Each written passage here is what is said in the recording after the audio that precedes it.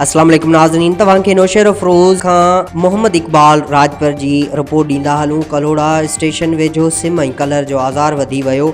100 एकड़ ज़मीनूं ऐं ॻोठ तबाह थी विया। कंहिं बि वस वारे अख न पटी ज़मीन में बीठल फसल बि तबाह थी विया।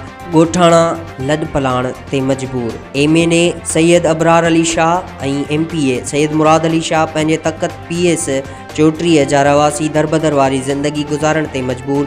उतां जे रवासियुनि जंहिंमें माजिद राजपर ज़ाहिद मुजीबुल्ला जमील अल ॾितो ऐं ॿियनि चयो त असांजे इलाइक़े में सिम ऐं कलर जे करे असांजा ॻोठ ऐं ज़मीनूं गैराबाद थी वियूं आहिनि। पोखियल फसल तबाह थी विया आहिनि। जॾहिं त सिम नालो हूंदे बि उनखे 4 साल थी विया आहिनि।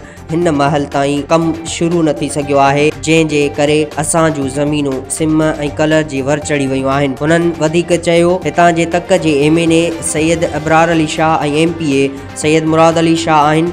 मौजूदा हुकूमत खे 3 साल गुज़री विया आहिनि। हिन महल ताईं लड़ी नाहिन आया त असांजा वोटर ऐं सपोर्टर कहिड़नि हालनि में आहिनि। हिन UC गेड़ गजुए जी 5000 आबादी आहे।